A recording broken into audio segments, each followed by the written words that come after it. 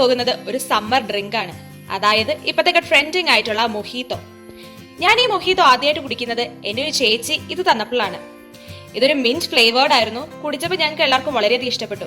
അപ്പൊ ഞാൻ വിചാരിച്ചു ഇതെന്താ സ്വന്തമായിട്ട് നമുക്ക് ഉണ്ടാക്കിക്കൂടെയെന്ന്. അങ്ങനെ ഞാൻ ഉണ്ടാക്കി കഴിഞ്ഞപ്പോഴത്തേക്കും വളരെ പെട്ടെന്ന് തന്നെ സിമ്പിൾ ആയിട്ട് ഉണ്ടാക്കാമെന്ന് മനസ്സിലായി.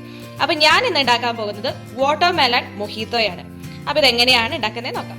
ഞാൻ നേരത്തെ കാണിച്ച ബോട്ടിൽഡ് മൊഹീത്തോ അതൊരു സിറപ്പാണ്, മിന്റ് സിറപ്പാണ് മൊഹീത്തോന്റെ. അത് നമ്മൾ സോഡയായിട്ട് മിക്സ് ചെയ്തിട്ടാണ് മൊഹീത്തോ ആയിട്ട് യൂസ് ചെയ്യുന്നത്.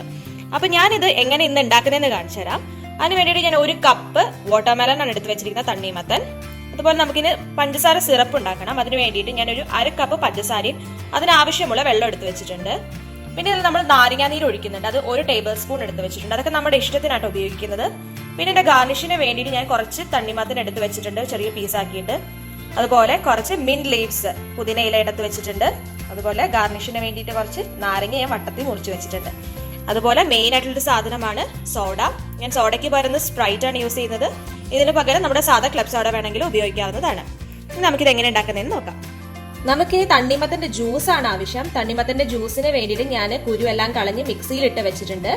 ഇതിലേക്ക് നമ്മൾ എടുത്ത് വെച്ചിരുന്ന പുതിനയിലയും കൂടെ ചേർത്ത് കൊടുക്കുന്നുണ്ട്. ഞാനിതിപ്പോൾ എടുത്തിരിക്കുന്നത് കുഞ്ഞു ഇലകളായതുകൊണ്ട് തന്നെ കുറച്ച് കൂടുതൽ എടുത്തിട്ടുണ്ട്. നമുക്ക് ഇഷ്ടത്തിനനുസരിച്ച് പുതിനയില ഉപയോഗിക്കാവുന്നതാണ്, അതെല്ലാം ഓരോരുത്തരുടെ ഇഷ്ടമാണ്. അപ്പൊ ഇനി ഇത് നന്നായിട്ട് അരച്ചെടുക്കണം. അരച്ചെടുത്തിട്ട് നമ്മളിത് അരിച്ചിട്ടാണ് ഉപയോഗിക്കാൻ പോകുന്നത്. അപ്പൊ ഇത് നമുക്ക് അരച്ചെടുക്കാം. നമ്മുടെ തണ്ണിമത്തൻ ജ്യൂസാക്കി എടുത്തിട്ടുണ്ട്. ഇനി നമുക്കത് അരിച്ചെടുക്കാം.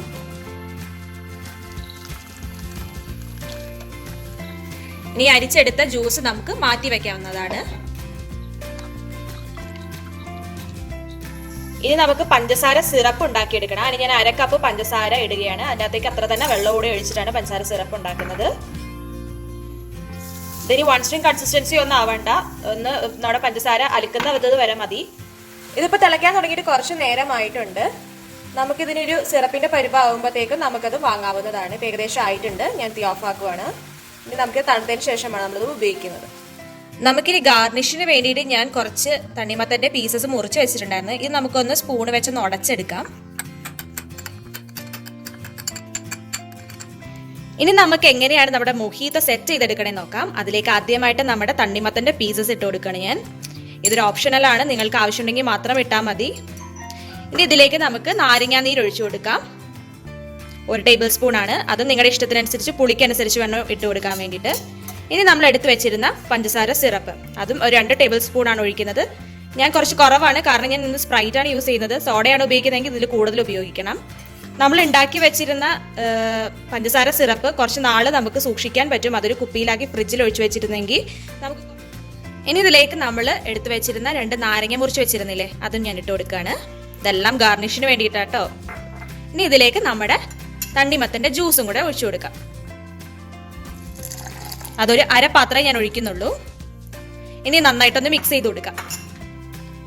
ഇതാണ് ഞാൻ നേരത്തെ കാണിച്ചിരുന്ന കുപ്പിയിൽ കിട്ടുന്ന സിറപ്പ്. ഇപ്പൊ ഇത് വാട്ടർമെലന്റെ സിറപ്പായിട്ട് മാറിയിട്ടുണ്ടാകും. ഇനി ഇതിലേക്ക് നമ്മുടെ സോഡ ഒഴിച്ചു കൊടുക്കാം. ഞാൻ സ്പ്രൈറ്റ് ആണ് യൂസ് ചെയ്യുന്നത്, നിങ്ങൾക്ക് ക്ലബ് സോഡ വേണമെങ്കിൽ ഉപയോഗിക്കാം.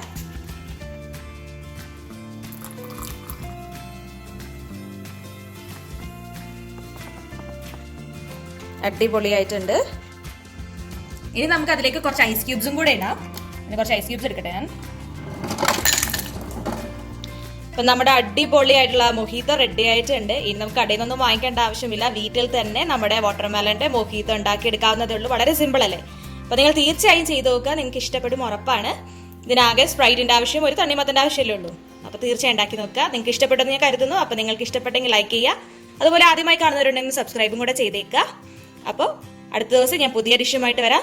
അതുവരെ ബൈ ബൈ.